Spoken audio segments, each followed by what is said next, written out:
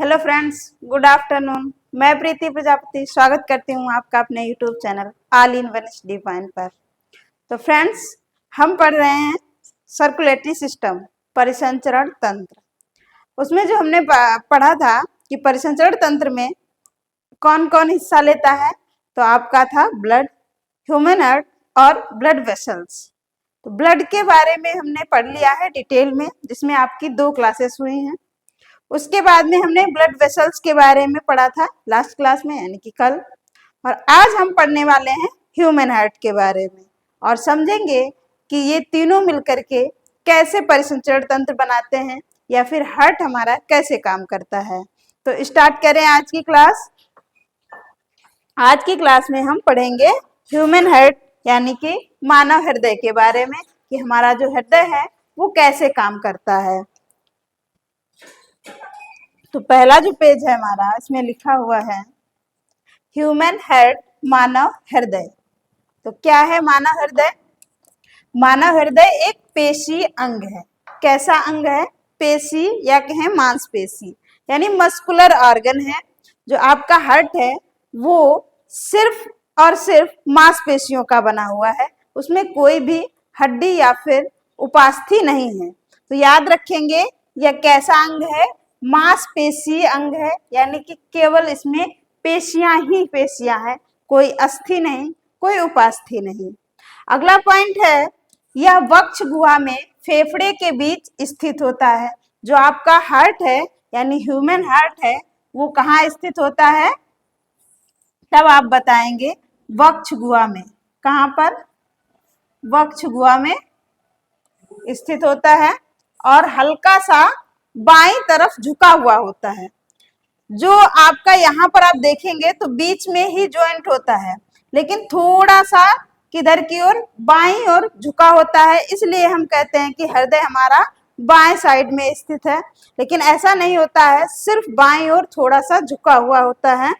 और कहाँ होता है? तो वक्ष गुहा में, यानी थोरेसिक कैविटी में, फेफड़ों के बीच में स्थित होता है। यहाँ पर आपके क्या होंगे? फेफड़े होंगे और फेफड़ों के बीच में आपका हार्ट होगा। और याद रखेंगे, हमने बताया था जब पढ़ा था श्वसन तंत्र, तब उसमें देखा था जो आपका बायां फेफड़ा होता है वो दाएं फेफड़े की अपेक्षा हल्का सा छोटा होता है। क्यों छोटा होता है? क्योंकि वहां पर आपका हार्ट जो है थोड़ा सा उधर की ओर झुका हुआ होता है, इसलिए आपका फेफड़ा हल्का सा छोटा होता है।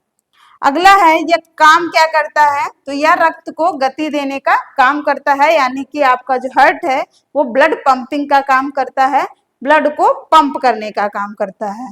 इसीलिए इसे पंपिंग अंग भी कहा जाता है, पंपिंग ऑर्गन भी कहते हैं, क्योंकि यह इसका काम क्या है? ब्लड को पंप करना।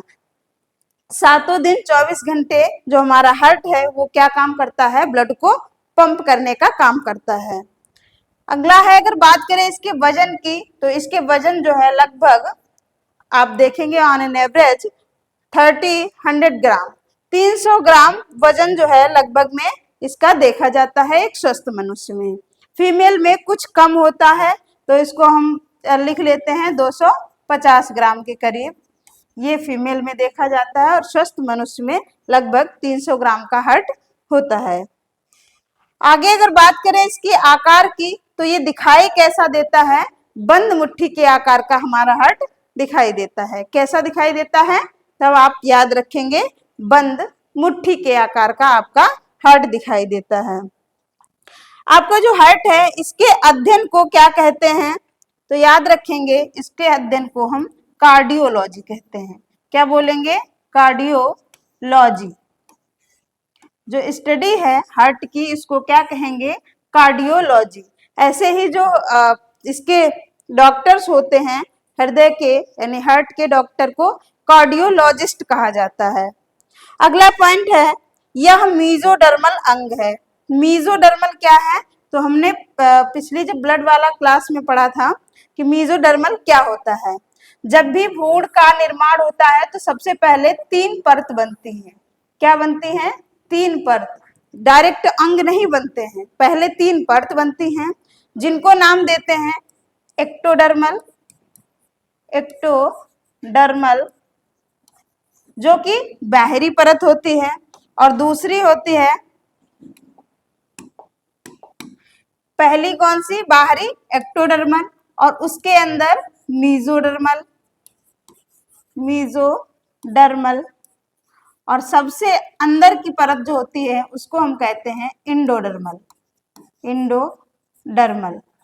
इन्हीं तीनों परतों से क्या होगा, सभी अंग बनना स्टार्ट हो जाते हैं।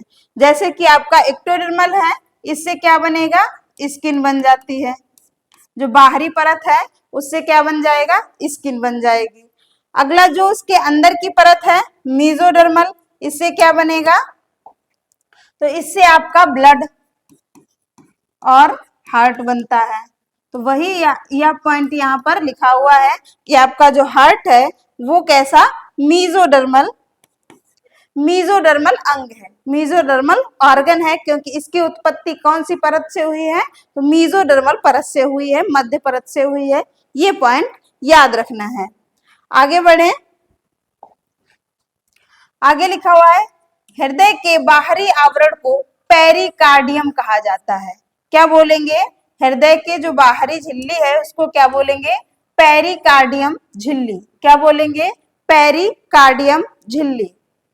इसके बाद में मानव हृदय 4 कोष्ठकीय होता है, या जो मानव का हृदय है उसमें कितने कोष्ठक होते हैं, तो वह 4 कोष्ठक होते हैं।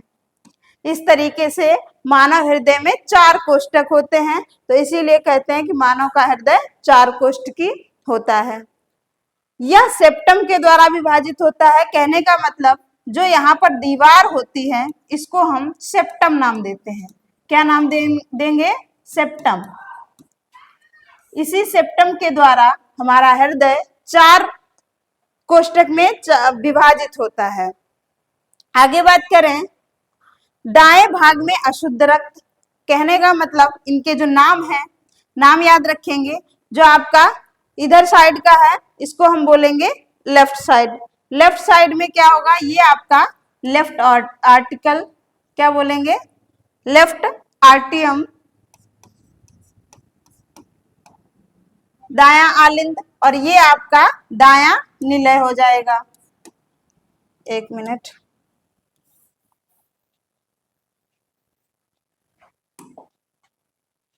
लेफ्ट आर्ट्रियम, और इसको क्या बोलेंगे, लेफ्ट वेंट्रिकल, लेफ्ट वेंट्रिकल। ऐसे ही ये आपका आ जाएगा राइट आर्ट्रियम, और ये आपका राइट वेंट्रिकल, वेंट्रिकल। हिंदी में बात करें अगर, तो इसको क्या बोलेंगे, बायां आलिंद, बायां आलिंद, और ये हो जाएगा आपका बायां निलय। क्या बोलेंगे, बायां निलय। ऐसे ही ये हो जाएगा आपका दायां निलय, और ये आपका हो जाएगा दायां आलिंद। इस तरीके से आपका हृदय 4 कोष्ठकीय होता है, मतलब 4 चैम्बर इसमें पाए जाते हैं। और जो ये दीवार होती है जिसके द्वारा 4 कोष्ठक बटे हुए होते हैं उसको हम सेप्टम नाम देते हैं, याद रहेगा। आगे है, मनुष्य के हृदय में 4 कपाट होते हैं। कहने का मतलब, हृदय में मुख्य 4 वाल्व लगे होते हैं, जिनके नाम क्या है, ट्राइकस्पिड, जिसको हम बोलेंगे त्रिक कपाट, त्रिक कपाट, बाइकस्पिड, इसको हम नाम देंगे हिंदी में द्वि कपाट। आपका है सेमी लूनार, क्या बोलेंगे, सेमी लूनार, इसको हम बोलते हैं अर्ध चंद्रक कपाट, अर्धचंद्रक कपाट। अगला है आरोटिक, आयोटिक वाल्व कहाँ पर होता है? आयोटिक वाल्व जो कि यहाँ पर आपकी आयोटा धमनी होती है, इसी से जुड़ा हुआ क्या होगा? वाल्व होगा, उसको हम आयोटिक वाल्व कहेंगे। एक बार चित्र को देखेंगे तो ज्यादा समझ में आ जाएगा कि हार्ट जो है कैसा होता है। ये है आपका ह्यूमन हार्ट। इसमें आपको देखने को मिलेगा राइट आर्ट्रियम, ये है आपका राइट आर्ट्रियम। ऐसे ही आपको इधर मिलेगा लेफ्ट आर्ट्रियम, ये ऊपर वाला भाग यहाँ पर ये आपका आर्ट्रियम है, और नीचे वाला भाग क्या है? ये आपका वेंट्रिकल है। ये लेफ्ट वेंट्रिकल और ये वाला आपका क्या हो जाएगा? Right ventricle. इस तरीके से ये आपके चार कक्षीय क्या हो गया? हृदय हो गया। ये चार कक्षक क्या हो गए? हृदय हो गए। अब इसी में हमने अभी पढ़ा क्या है? चार वाल्व लगे होते हैं। तो वो चार वाल्व कौन से हैं? एक आपका ट्राइकस्पिड वाल्व, जो कि कहां पर होगा? आपके दाएं आलिंद और दाएं निलय के बीच में। ऐसे ही बाइकस्पिड वाल्व कहां पर होगा? बाएं आलिंद और बाएं निलय के बीच में। क्या बोलेंगे? बाएं आलिंद और बाएं निलय के बीच में। इसके बाद में आपको देखने को मिलेगा सेमी लूनार वाल्व, जो कि आपका कहां पर होता है? ये बाएं निलय में होता है। यहाँ पर लिखा नहीं हुआ है कहां पर होता है? दाएं निलय में होता है। ऐसे ही आपको लास्ट वाला था आरोटिक, जो कि आपका कहां पर होगा? बाएं निलय में होगा, जो कि आयोटा धमनी से जुड़ा हुआ होता है। इस तरीके से आपके चार वाल्व और चार चेंबर आपका हृदय हो जाएगा। इसके बाद में याद रखना है ये काम कैसे करता है। तो आपके सभी ऑर्गन से क्या होगा? सभी ऑर्गन से ब्लड आएगा। क्या आएगा? ब्लड आएगा। किसमें? वेन में आएगा। वेन के द्वारा, बहुत सारी वेन के द्वारा ऑर्गन से ब्लड आएगा। फिर उसके बाद में कहा जाएगा, और ये ब्लड कैसा होगा? जिसमें कार्बन डाइऑक्साइड अधिक होगी, या हम कहें अशुद्ध रक्त होगा। ये रक्त कहाँ जाएगा अब? तो याद रखेंगे आपकी जो इंफीरियर वेना कावा और ये आपकी सुपीरियर वेना कावा, ये दो ऐसी महाशिराएं हैं जो सभी वेन यानी जो छोटी छोटी शिराएं थी उन सब से ब्लड लेकर के कहाँ डालती हैं? हृदय में डालती हैं। और हृदय में भी कौन से चेंबर में डालती हैं? ये याद रखेंगे आपके कहाँ आएगा? दाएं आलिंद में आएगा। किस में आएगा? दाएं आलिंद में। दाएं आलिंद में आपका ब्लड आएगा। कैसा? अशुद्ध ब्लड, जो कि शिराओं के द्वारा आएगा। और ये शिराएं क्या करेंगी? छोटी छोटी बहुत सारी शिराएं किसमें डालेंगी? सुपीरियर वेना कावा और इंफीरियर वेना कावा। ये दो महाशिराएं हैं जो कि क्या करती हैं? अशुद्ध ब्लड को इकट्ठा करके कहाँ छोड़ती हैं? आपके दाएं आलिंद में छोड़ती हैं। अब क्या होगा? ब्लड कहाँ आ गया? ये आपकी सुपीरियर वेना कावा, इससे ब्लड आया, और यहाँ से इंफीरियर वेना कावा, इससे भी ब्लड आया। याद रखेंगे जो सुपीरियर वेना कावा है इसको हम उच्चतम महाशिरा भी कह सकते हैं, और इंफीरियर को निम्नतम महाशिरा भी कहेंगे। जो आपके सुपीरियर वेना कावा है ये आपके हेड वाले पार्ट से, या हम कहें कि वक्ष गुहा से ऊपर वाले ऑर्गन से जो ब्लड आ रहा है वो कहाँ आएगा? सुपीरियर वेना कावा में आएगा। और बाकी का जो नीचे बॉडी से, नीचे वाले शरीर से आता है, अंगों से आता है, वो कहाँ आएगा? इंफीरियर वेना कावा में आएगा। ये दोनों महाशिराएं कहाँ ले जाएंगी ब्लड को? तो आपके दाएं आलिंद में ले जाएंगी, राइट आर्ट्रियम में लेकर के जाएंगी। अब क्या होगा? ब्लड कहाँ आ गया? राइट आर्ट्रियम में आ गया। इसके बाद में जो यहाँ पर ट्राइकस्पिड वाल्व लगे हुए हैं ये खुल जाएंगे।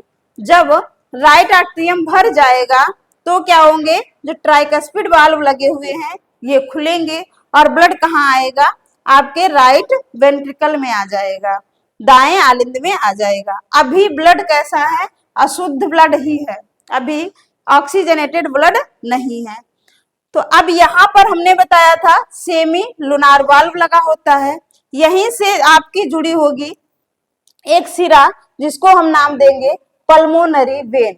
क्या बोलेंगे सर, ये पल्मोनरी वाल्व है जो कि आपका सेमी लुनार वाल्व जिसको हम कहेंगे।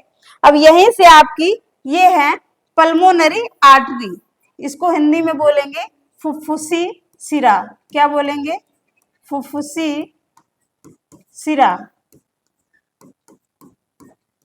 अब ब्लड कहाँ आ गया था, आपके दाएं निलय में आ गया था। दाएं निलय से एक सिरा जुड़ी होगी, सॉरी धमनी, धमनी जुड़ी होगी जिसको बोलेंगे पल्मोनरी आर्टरी या फिर फुफ्फुसी सिरा। इसमें ब्लड जा करके कहाँ जाएगा, इससे ब्लड होते हुए कहाँ जाएगा, आपके फेफड़े में जाएगा।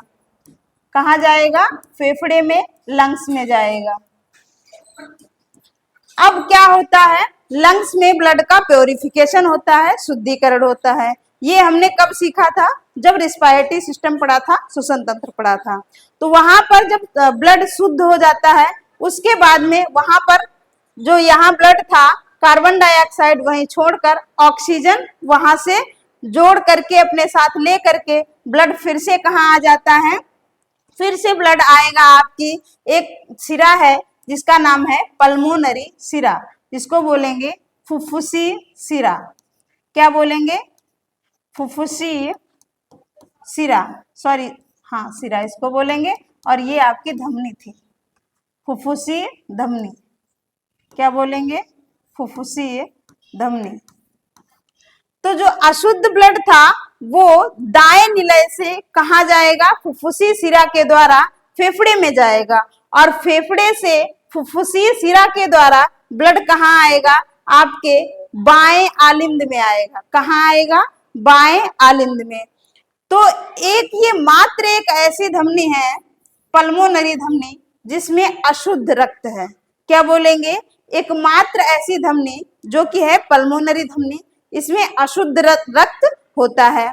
ऐसे ही एक आपकी मात्र एक ऐसी सिरा है जिसमें क्या होता है, ऑक्सीजनेटेड ब्लड होता है, शुद्ध रक्त होता है। किसमें, पल्मोनरी सिरा में। बाकी सिराओं में ब्लड कैसा था, अशुद्ध था, कार्बन डाइऑक्साइड युक्त था। लेकिन ये एक ऐसी सिरा है जो कि फेफड़े से जुड़ी होती है, और फेफड़े से शुद्ध रक्त को कहाँ लाती है, आपके बाएं और क्या बोलेंगे, बाएं आलिंद में लेकर के आती है। अब क्या होगा, बाएं आलिंद में शुद्ध ब्लड आ गया। अब यहाँ पर होता है बाइकस्पिड वाल्व, हमने बताया था, जहां पर कहां पर होता है, तो बाएं आलिंद और बाएं निलय के बीच में। जब ये बायां आलिंद भर जाएगा तो ये बाइकस्पिड वाल्व खुलेगा और फिर कहाँ ब्लड आ जाएगा, आपके बाएं निलय में आ जाएगा। बाएं निलय से आपकी धमनी जुड़ी होती है जिसको बोलते हैं आयोटा धमनी। क्या बोलेंगे, आयोटा धमनी, जो कि सबसे बड़ी धमनी होती है, और यहीं से बहुत सारी छोटी छोटी धमनियां जुड़ी होती हैं, और यही धमनियां पूरे अंगों तक ब्लड लेकर के जाती हैं। तो इसको हम इस तरीके से भी समझ सकते हैं, जैसे आपका ब्लड था, क्या था, ब्लड,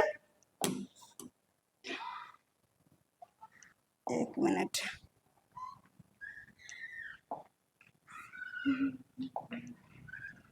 ये आपके ऑर्गन है।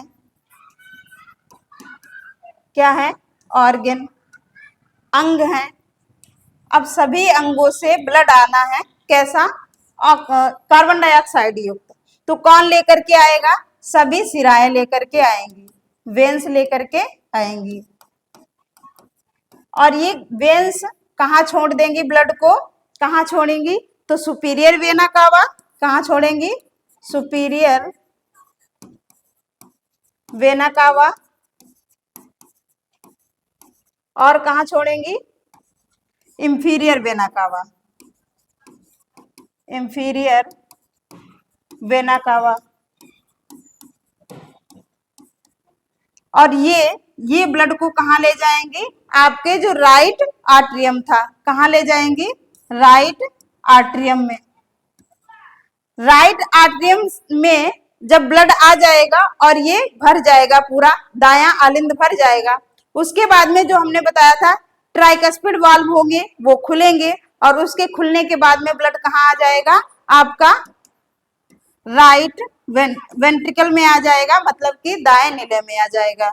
अब राइट वेंट्रिकल से ब्लड कहाँ जाएगा, तो आपकी कौन सी धमनी होती है, तो आप याद रखेंगे पल्मोनरी धमनी, पल्मोनरी आर्टरी। अब पल्मोनरी आर्टरी से ब्लड कहाँ जा रहा है, अब जाएगा लंग्स में। कहाँ जाएगा, लंग्स में। तो यहां तक जो ब्लड था ये कैसा था, इम्प्योर ब्लड था। कैसा, इम्प्योर ब्लड। अब क्या होगा, लंग्स के बाद में ब्लड कहाँ आएगा, लंग्स के बाद में आपकी पल्मोनरी वेन्स में आ जाएगा। कहाँ आएगा, पल्मोनरी वेन्स में। यहां से ब्लड कैसा, यहां पर आपका प्योरिफिकेशन हो गया। अब यहां से जो ब्लड जाएगा वो प्योर ब्लड जाएगा। कैसा, प्योर ब्लड। अब ये जो आपकी पल्मोनरी वेन्स थी ये ब्लड को कहाँ ले जाएगी, तो ये ब्लड को ले जाएगी आपके जो लेफ्ट आर्ट्रियम था। कहाँ लेकर जाएगी, लेफ्ट आर्ट्रियम में। लेफ्ट आर्ट्रियम में फिर उसके बाद में लगे होते हैं बाइकस्पिड वाल्व, वो वाल्व खुलेंगे, उसके बाद ब्लड कहाँ आ जाएगा, आपके लेफ्ट वेंट्रिकल में। फिर लेफ्ट वेंट्रिकल के बाद में आपके जो आरोटा धमनी थी, आयोटा धमनी, वहां चला जाएगा। और ये आपकी एक बड़ी धमनी है, यहीं से बहुत सारी धमनियां जुड़ी होती हैं, बहुत सारी आर्टरी जुड़ी होंगी। यहाँ से ब्लड सभी अंगों में वापस चला जाएगा। कहाँ जाएगा, सभी अंगों में वापस चला जाएगा। तो ये आपका कैसा ब्लड था, ये आपका यहाँ से प्योर ब्लड था। कैसा ब्लड था, प्योर ब्लड था। तो इस तरीके से आपका हार्ट 24 घंटे यही काम करता रहता है। जो आपका ऑर्गन थे, ऑर्गन से सभी वेन्स यानी सभी सिराएं क्या लेकर के आएंगी, अशुद्ध रक्त लेकर के आएंगी। कहाँ ले जाएंगी, पहले सुपीरियर वेना कावा में और इंफीरियर वेना कावा में। जो ऊपर से ब्लड आ रहा है वक्षगुहा के ऊपर से, वो आएगा सुपीरियर वेना कावा में, और जो नीचे से जा रहा है वो इंफीरियर वेना कावा में। उसके बाद में ये वेना कावा जो है, ये आपकी सुपीरियर वेना कावा और इंफीरियर वेना कावा, ये क्या करेंगी, ब्लड को राइट आर्ट्रियम यानी कि दाएं आलिंद में छोड़ देंगी। फिर दाएं आलिंद से दाएं निलय में ब्लड आ जाएगा, और दाएं निलय के बाद में आपकी पल्मोनरी धमनी जो कि अशुद्ध रक्त लेकर के कहाँ जाएगी, फेफड़ों के पास में। फेफड़ों में क्या होगा, ब्लड का प्योरिफिकेशन, शुद्धिकरण। उसके बाद में ब्लड कहाँ चला जाएगा, आपकी पल्मोनरी वेन्स में, जिसको बोलते हैं फुफ्फुसी सिरा।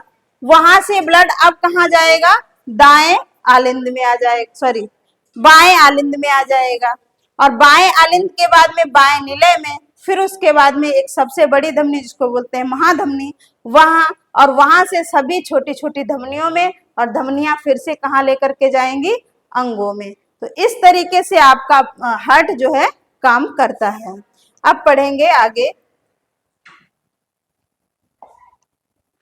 इसके बाद में क्या होता है, जो आपके वाल्व थे ट्राइकस्पिड, बाइकस्पिड, सेमिलुनार, इनका काम क्या है ये हमें देखना है।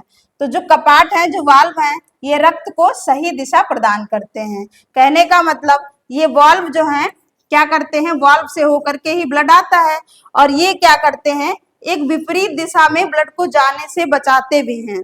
क्योंकि अगर वाल्व ये ना हो, खुले ना, बंद ना हो, तो क्या होगा, ब्लड सब एक में ही मिक्स होता रहेगा। तो इसीलिए ये जो आपके वाल्व हैं ये बहुत ही इंपॉर्टेंट है। तो ये क्या करते हैं, उल्टे प्रवाह को भी रोकते हैं और सही दिशा प्रदान करते हैं। अब हम पढ़ेंगे ब्लड प्रेशर। बीपी क्या होता है, तो बीपी क्या है, रक्त के प्रवाह से धमनियों की दीवार पर जो दाब लगता है उसे क्या कहते हैं, ब्लड प्रेशर कहते हैं। क्या बोलेंगे, ब्लड प्रेशर। जैसे ये आपकी धमनियां थी और इसमें ब्लड बह रहा था। अब ये ब्लड क्या करेगा, धमनियों पर बाहर की ओर दबाव डालेगा। क्या करेगा, धमनियों की दीवारों पर ब्लड बाहर की ओर दबाव डालेगा। इसी दबाव को हम क्या कहते हैं, बीपी कहते हैं, ब्लड प्रेशर कहते हैं, या फिर आप कह सकते हैं रुधिर दाब या फिर रक्तचाप कहते हैं। किससे मापते हैं, तो यंत्र का नाम याद रखेंगे, स्फेग्मोमैनोमीटर। क्या क्या बोलेंगे, स्फेग्मोमैनोमीटर। अगर स्वस्थ मनुष्य का बीपी देखा जाए, रक्तचाप देखा जाए, तो कितना होता है 120/80 mmHg। क्या लिखेंगे यहाँ पर mmHg। ये आपके स्वस्थ मनुष्य का बीपी होता है। बात करें यदि बीपी को नियंत्रित करने वाले हार्मोन्स की, कि जो आपका ब्लड प्रेशर है इसको नियंत्रित कौन करता है, तो उसमें दो हार्मोन याद रखेंगे, थायरॉक्सिन और एड्रेनलिन। क्या बोलेंगे? थायरॉक्सिन और एड्रेनलिन। जो आपका ब्लड प्रेशर है ये बढ़ता घटता भी रहता है। जैसे आप कभी गुस्से में हुए या फिर उत्तेजना में हुए तो बीपी हाई हो जाता है। इसके अलावा भी याद रखेंगे, जो आपका ब्लड प्रेशर है, बीपी है, इसमें क्या होता है, जब ज्यादा बीपी हाई हो जाता है तो उसको हम अवस्था को नाम देते हैं। तो उसको हम नाम देंगे हाइपर टेंशन। क्या बोलेंगे? Hyper tension. हाइपर टेंशन क्या होता है इसमें, जब बीपी हाई हो जाता है, क्या होगा इसमें, बीपी हाई हो जाएगा, तब इसको हम अवस्था को बोलते हैं हाइपर टेंशन। कितना हाई? तो नॉर्मल जो होता है वो 120/80 होता है, और जब हाई हो जाएगा तो लगभग 140/100 mmHg जब आ जाता है तो इस अवस्था को हम नाम देते हैं हाइपर टेंशन। क्या बोलेंगे? Hyper tension. उच्चतम रक्तचाप। क्या बोलेंगे? उच्चतम रक्तचाप। ऐसे ही जब बीपी लो हो जाता है तो उसको बोलते हैं हाइपोटेंशन। क्या बोलेंगे? हाइपोटेंशन। याद रखेंगे, हाइपरटेंशन में ज्यादा हो जाता है और हाइपोटेंशन में लो हो जाता है। तो 120 से कम आ जाता है, कितना कम याद रखेंगे, लगभग वही 60/40 के करीब आ जाता है, तो इसको हम बोलते हैं हाइपोटेंशन की अवस्था। ये दो इंपॉर्टेंट है, याद रखेंगे, हाइपोटेंशन और हाइपरटेंशन में। और सामान्य में कितना होता है? 120/80। आप याद रखेंगे थायरॉक्सिन और एड्रेनलिन हार्मोन जो है ये बीपी को कंट्रोल करते हैं। आगे बढ़ें। आगे है, अगर पूछ लिया जाए कि मस्तिष्क का कौन सा भाग बीपी को नियंत्रित करता है, तो उसमें आप याद रखेंगे मेडुला ऑब्लंगाटा। क्या बोलेंगे? Medulla oblongata. अभी तक इतना ही याद रखेंगे, बाकी के और क्या क्या काम करता है ये हम पढ़ेंगे जब आपका ब्रेन पढ़ेंगे तब। इसके बाद में हृदय धड़कन क्या होती है, हार्ट बीट के बारे में हम पढ़ेंगे। Heart beat. तो हार्ट बीट क्या होती है? हृदय के एक बार संकुचन और एक बार शिथिलन से एक हार्ट बीट बनती है। यानी कि जो आपका हार्ट है एक बार क्या होगा, कॉन्ट्रैक्ट करेगा, कॉन्ट्रैक्शन होगा, और एक बार रिलैक्शन होगा। तो इस अवस्था को हम क्या कहेंगे, एक हार्ट बीट यहां से आपकी बनेगी। याद रखेंगे, जो संकुचन होगा, जब संकुचन होता है यानी कि हार्ट संकुचन करता है एक बार, तो ब्लड प्रेशर होता है, कुछ धमनियों पर तो दाब लगेगा ही लगेगा। तो जो धमनियों पर दाब लगता है, यहां से जो ब्लड प्रेशर बनेगा संकुचन में, इसको बोलते हैं सिस्टोलिक ब्लड प्रेशर। क्या बोलेंगे? Systolic BP. सिस्टोलिक बीपी जो कि आपका ऊपर वाला होता है, जिसको 120 mmHg लिखते हैं। जो आपका संकुचन से ब्लड प्रेशर बनता है वो क्या होता है, सिस्टोलिक ब्लड प्रेशर, जिसको हम ऊपर लिखते हैं। इसके बाद में जो शिथिलन से बनता है इसको हम बोलते हैं डायस्टोलिक ब्लड प्रेशर। क्या बोलेंगे? Diastolic blood pressure. Diastolic blood pressure ये कितना होता है, तो ये आपका जो नीचे लिखा जाता है 80 mmHg। इस तरीके से आप याद रखेंगे, एक सिस्टोल और एक डिस्टोल, इसी से आपकी एक क्या बनती है, हार्ट बीट बनती है। किससे? एक सिस्टोल से और एक डायस्टोल से क्या बनेगी, एक हार्ट बीट बनती है, जो कि 1 मिनट में कितनी बार, लगभग 72 बार आपका हृदय धड़कता है, यानी कि 72 आपकी हार्ट बीट आएगी 1 मिनट में। इसी को हम क्या कहेंगे, रेट ऑफ हार्ट बीट, क्या बोलेंगे? रेट ऑफ हार्ट बीट, हृदय धड़कन की दर बोलते हैं। किसको? तो इसमें लिखा हुआ है 1 मिनट में जितनी बार हार्ट बीट बनती है उसे हृदय धड़कन कहते हैं। और हार्ट बीट कैसे बनती है? तो एक बार सिस्टोल और एक बार डिस्टोल करने से क्या बनेगी? एक हार्ट बीट बनेगी। और 1 मिनट में कितनी हार्ट बीट बनेगी ये आपकी दर हो जाएगी। तो इतना समझ में आ गया। यानी एक बार संकुचित होता है और एक बार शिथिलन करता है। आपका हार्ट जो है जब संकुचन करेगा, जब आपका कॉन्ट्रैक्शन होगा तो क्या होता है? ब्लड हृदय से बाहर की ओर जाता है, धमनियों में चला जाता है। जब शिथिलन हो रहा होता है, आपका हार्ट रिलैक्स कर रहा होता है, तब क्या होगा? ब्लड शिराओं के द्वारा हृदय में आ जाता है। तो जब संकुचित हो रहा होता है तब बीपी क्या बनता है? सिस्टोलिक बनता है, जो कि हम इसको 120 लिखते हैं सामान्य में। ऐसे ही जब शिथिलन हो रहा होता है, जब आपका हार्ट रिलैक्स करेगा, जब ब्लड हृदय में आएगा, तब क्या होगा? यहाँ पर डायस्टोलिक ब्लड प्रेशर होगा, जो कि सामान्य में कितना देखा जाता है? 80 देखा जाता है। तो इसी तरीके से एक सिस्टोल और एक डिस्टोल से एक हार्ट बीट बनेगी, और 1 मिनट में कितनी हार्ट बीट बन रही है ये क्या बन जाएगी? आपकी दर बन जाएगी। तो सामान्य मनुष्य में क्या दर होती है? 1 मिनट में 72 बार दिल आपका धड़कता है। ऐसे ही बच्चे में देखा होगा आपने, बहुत जल्दी जल्दी बच्चे सांस भी लेते हैं और बहुत जल्दी जल्दी उनका हार्ट बीट जो है बन रहा होता है। तो लगभग 1 मिनट में कितनी बार आप याद रखेंगे? 110 बार। 110 बार 1 मिनट में 110 धड़कन उनकी बन जाती है बच्चों की। इतनी बात आपको याद रखनी है। आगे बढ़े तो आगे लिखा हुआ है SA नोड। इसको क्या बोलेंगे? SA नोड, जिसको बोलते हैं साइनो आर्टरियम नोड। क्या बोलेंगे? Sino atrium node. ये क्या होता है? तो दाहिने आलिंद में क्या होता है? एक मांसपेशियों का गुच्छा सा बना होता है। ये भी यानी कि यहाँ पर भी मांसपेशियां ही होंगी, क्योंकि जो आपका हार्ट है वो मांसपेशी अंग है पूरा, तो वहां पर तो मसल्स ही होंगी। तो मसल्स ही होती हैं, वहां पर कुछ विशेष प्रकार की मांसपेशियां होती हैं, और इसी को हम क्या नाम देते हैं? आपका SA नोड या साइनो आर्टरियम नोड का नाम देते हैं। क्या काम करती हैं ये? तो दिल की धड़कन को नियंत्रित करने के लिए विद्युत संकेत, क्या बोलेंगे? विद्युत संकेत उत्पन्न करती हैं, विद्युत आवेग जिसको कहते हैं, उत्पन्न करती हैं, जिससे क्या होता है? आपका हृदय संकुचित होता है, कॉन्ट्रैक्ट होता है और रिलैक्स होता है।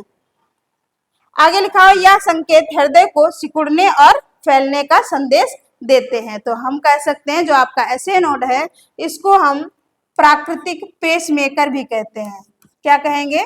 पेसमेकर, हृदय का पेसमेकर, जो कि प्राकृतिक होता है। और जब ये कभी कभी क्या होता है, ये खराब हो जाता है, यानी कि कोई दिल में समस्या आ जाती है हृदय में, तो डॉक्टर क्या करते हैं? आर्टिफिशियल पेसमेकर लगाने का सुझाव देते हैं। तो याद रखेंगे, इसे ही हृदय का पेसमेकर कहते हैं, जो कि कहाँ स्थित होता है? दाहिने आलिंद में स्थित होता है। और काम क्या करता है? तो आपके जो हार्ट है इसको कॉन्ट्रैक्ट और रिलैक्स होने के लिए आवेश करता है, यानी कि संदेश देता है। आगे बढ़े, अगला है आपका ट्रेकीकार्डिया और ब्रेडिकार्डिया। ये क्या होता है? तो हमने अभी पढ़ा था हृदय हार्ट बीट के बारे में। क्या पढ़ा था? हार्ट बीट के बारे में। तो ट्रेकीकार्डिया और ब्रेडिकार्डिया में क्या होता है? आपकी जो हार्ट बीट है ट्रेकीकार्डिया में बढ़ जाती है। क्या बोलेंगे? हार्ट बीट बढ़ जाती है। और ब्रेडिकार्डिया में क्या होगा? हार्ट बीट कम हो जाती है। हार्ट बीट इसमें क्या होगी? कम होगी। जैसे हाइपोटेंशन हाइपरटेंशन में क्या था? बीपी हाई और लो हो रहा था, इसी तरीके से आपका हार्ट बीट में ट्रेकीकार्डिया और ब्रेडिकार्डिया में हार्ट बीट बढ़ेगी और घटेगी। वैसे क्या होता है? 72 होता है, 72 पर मिनट। और जब ट्रेकीकार्डिया की अवस्था आती है तो यही बढ़ करके कितना? 90 से 95 हो जाती है। कितनी? 90 से 95 पर मिनट। और जब कम होगी तो कितनी हो जाएगी? लगभग 60 के करीब आ जाती है तो इसको हम बोल देते हैं आपका ब्रेडिकार्डिया। तो इस तरीके से आपका जो हार्ट था, हार्ट के बारे में हमने पढ़ लिया है। तो इस तरीके से आपका जो सर्कुलेटरी सिस्टम था ये आज फिनिश होता है। बहुत ही अच्छे से हमने हार्ट के बारे में पढ़ा। कमेंट बॉक्स में कमेंट करके जरूर बताएं कि कैसी लगी आज की क्लास। Thank you.